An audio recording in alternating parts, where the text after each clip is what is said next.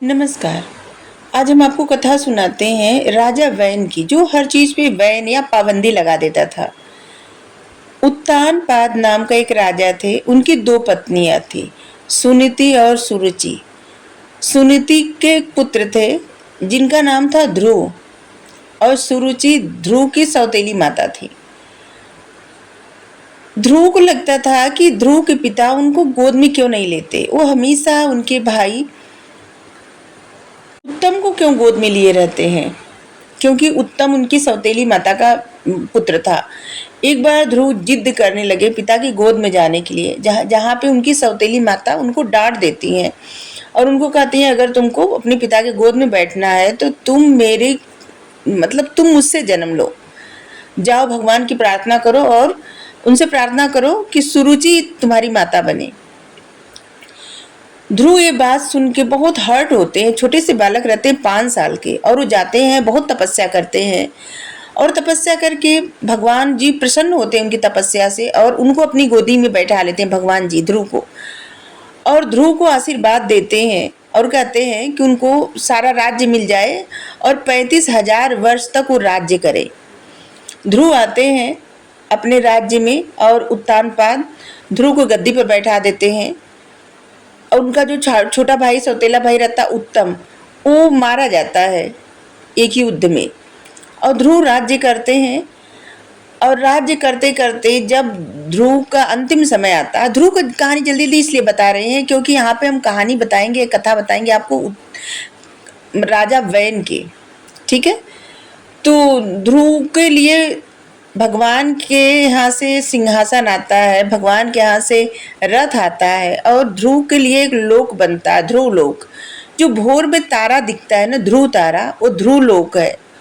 और वो तारा इतना जगमगाता क्यों है? क्योंकि वहाँ पे ऐसा माना जाता है कि भोर में भगवान जी आते हैं, हर रोज सबसे पहले ध्रुव के यहाँ जाते हैं।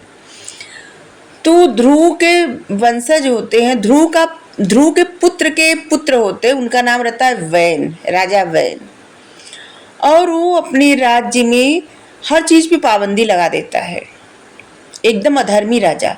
वो अपने आप को मतलब ऐसे समझने लगता है, देवी देवता अपने आप को सब कुछ समझने लगता है, और वो अपने नाम का हवन पूजन सब करवाता है। जो भी करवाता है अपने नाम का, यज्ञ स्तुति अनुमोदन कुछ भी। और जिसकी वजह से पृथ्वी बहुत ज्यादा नाराज हो जाती है, देवताओं को उनका भाग नहीं मिलता, और पृथ्वी भी रुष्ट हो जाती है, क्योंकि तब सारी पृथ्वी पे उसी का राज था, राजा वैन का। क्योंकि पहले ध्रुव का और फिर उनके पुत्र का, फिर पुत्र के पुत्र का एक पौत्र था। और जब ये वैन लगा देता है तो कुछ भी किसी को कोई भाग नहीं मिलता, और जिसकी वजह से वर्षा होनी बंद हो जाती है, हवा नहीं चलती, वर्षा नहीं होती, और पृथ्वी सूख जाती है। कोई अन्न फल फूल कुछ नहीं होता, सब कुछ खत्म हो जाता है, और पृथ्वी बहुत दुखी भी हो जाती है, बहुत दुखी और निराश हो जाती है। और जिसकी वजह से कुछ ब्राह्मण रहते हैं जो चुपके चुपके यज्ञ करते हैं, और वो एकत्र होते हैं। उनको लगता है कि प्रजा तो भूखी मर रही है, और ये राजा अजीब है, ये बस अपनी ही सोच रहा है, ऐसा कौन राजा होता है। वो लोग आके वो चुपके चुपके थोड़ा बहुत हवन करते हैं, यज्ञ करते हैं, लेकिन राजा को पता नहीं चलने देते। लेकिन वो राजा को आते हैं, समझाते हैं कि राजा ऐसा मत करो, भगवान की पूजा करने दो, यज्ञ करने दो, जिससे वर्षा हो, सब कुछ अच्छा हो। क्योंकि ये पृथ्वी अन्न सब कुछ तब देती है क्योंकि उसको ये पता रहता है कि अगर लाखों लोग अन्न खाएंगे, उसमें से 1-2 लोग जरूर ऐसा होंगे जो भगवान को समर्पण करेंगे, भगवान को भोग लगाएंगे। और इसी वजह से पृथ्वी अन्न धन सब कुछ देती है। और जब भगवान के लिए एकदम कुछ नहीं किया जा रहा है तो पृथ्वी नहीं दे रही है कुछ, और अकाल सूखा सब पड़ गया है। राजा नहीं मानता। जब राजा नहीं मानता तो सब ब्राह्मण क्या करते हैं, उनको लगता है कि अब इस राजा को नहीं रहना चाहिए, जो करोड़ों लोगों के जिंदगी का मतलब खेल रहा हो, जिंदगी से सब कुछ खत्म कर रहा हो, सिर्फ अपने स्वार्थ के लिए, अपने अहम के लिए सबका नाश कर रहा हो, तो ऐसे राजा का नाश हो जाना चाहिए। और ब्राह्मणों को ऐसा लगता है कि इससे क्या होगा, उनको पाप भी नहीं लगेगा, क्योंकि ये बहुत दुराचारी और अत्याचारी राजा है। और उसको क्या करते हैं, इतना तेजी से सब ब्राह्मण मिल के मंत्र जपने लगते, हुंकार भरते हैं कि जिससे उसके प्राण निकल जाते हैं, जो राजा बैन रहता है। और जब उसके प्राण निकल जाते हैं तो उसको ले जाके तेल में डुबा देते हैं। सब ब्राह्मण तेल में डुबा के उनको छोड़ देते हैं और ऐसे सोचते हैं कि गद्दी पे बैठने वाला तो कोई नहीं है। अपनी खुद गद्दी पे नहीं बैठते कोई, वो लोग सोचते हैं कि गद्दी पे बैठने वाला कोई नहीं है, और जिस राजगद्दी पे राजा नहीं रहता उस राज्य की सुरक्षा के लिए दिक्कत हो जाती है और सब लोग अपना अधिकार मांगने लगते हैं और सब लोग अधिकार करने का प्रयास करने लगते हैं। और जिससे ये लोग जाते हैं उस राजा का मंथन करते हैं, तेल में डुबाए हुए राजा बैन का मंथन करते हैं और घिसते हैं उसको। और उनको घिसते घिसते न उनमें से काले रंग का पदार्थ निकलता है और जिससे एक मानव प्रकट होता है और वो भाग जाता है जंगल की तरफ और उसे निषाद कहा जाता है। और इसके बाद फिर वो लोग घिसते हैं कि राजा का थोड़ा बहुत तो पुण्य होगा ही, इसके नहीं कुछ, इसका पुण्य तो इसके पूर्वज ही कुछ पुण्य किए हैं, उनका पुण्य ले लिया जाए।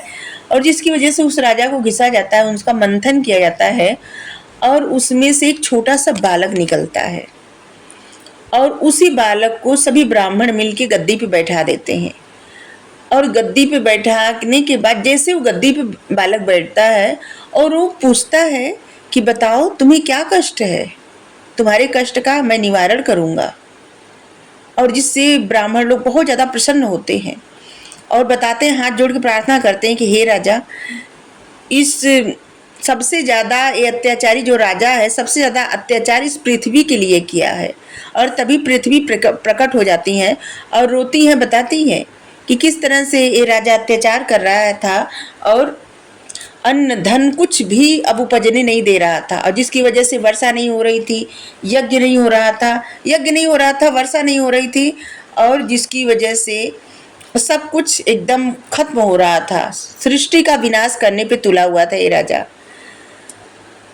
तो राजा कहते हैं कि अब हम इस सृष्टि को अच्छा बनाएंगे। पहले क्या था ना, उस समय सिर्फ पर्वत था और नदियां थी और समुद्र था, और कहीं कहीं ऐसे जगह पे लोग रहते थे, कुछ कुछ लोग बस रहते थे थोड़े थोड़े जगह पे, जहाँ पे पानी और खेती ऐसी कोई व्यवस्था नहीं थी।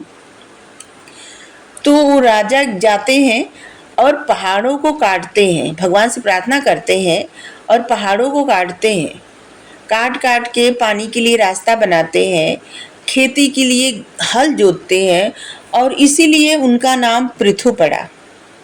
और उन्हीं पृथु राजा के नाम से इस धरती का नाम पृथ्वी पड़ा, क्योंकि वो खेती करना सिखाए, पानी को एकत्रित करना सिखाए और इस धरती का कैसे किस तरह से इस्तेमाल किया जाता है वही सिखाए राजा पृथु, जिन्होंने 99 यज्ञ किया था। 99 यज्ञ किया था, अश्वमेध यज्ञ। 100वां अश्वमेध यज्ञ नहीं कर पाए थे, क्योंकि जितनी बार प्रयास किए थे 100वां अश्वमेध यज्ञ करने के लिए, उतनी बार इंद्र उनका घोड़ा छुपा देते थे, और जिससे एक बार राजा पृथु बहुत ज़्यादा क्रोधित हो गए थे और इंद्र को मारने को दौड़े। और तब भगवान श्री हरि इंद्र को अपने साथ लेके आए और राजा पृथु से कहे कि हम चाहते थे कि तुम्हारा 100वां यज्ञ पूरा ना हो, क्योंकि जब तुम्हारा 100वां यज्ञ पूरा हो जाता तो तुम इंद्र बनने के अधिकारी हो जाते और तुम अपनी भक्ति से वंचित रह जाते। क्योंकि क्या होता है ना कि जो लोग बहुत ज़्यादा पुण्य किए होते हैं, जब एक बार सृष्टि का विनाश होता है तो वही पुण्यात्मा लोग जो रहते हैं, वही कोई सूर्य बनता है, कोई ब्रह्मा बनता है, कोई इंद्र बनता है, कोई मतलब उनको पदवी प्रदान की जाती है, वही महात्मा और बहुत ज़्यादा पुण्यात्मा लोगों को। और आप में भी कोई पुण्यात्मा है तो वही प्रदान किया जाएगा। तो भगवान बताते हैं कि हे पृथु महाराज, आप हमारे भक्त हैं और ऐसे भक्त को कोई खोना नहीं चाहता, और इसीलिए हम आपका यज्ञ पूरा नहीं होने देते थे। तब पृथु महाराज बहुत ज़्यादा प्रसन्न होते हैं और उनकी बहुत ज़्यादा स्तुति करते हैं भगवान की, कि भगवान हमारे लिए ऐसा कर रहे हैं। तो उसी पृथु महाराज के नाम से इस धरती का नाम पृथ्वी पड़ा है, क्योंकि पृथ्वी को पालन पोषण करने लायक पृथु महाराज ही बनाए थे और उन्हीं के नाम से पड़ा है पृथ्वी। तो आपको ये कथा कैसी लगी? अगर कुछ भी अच्छा लगा हो जरूर बताइएगा। Thank you.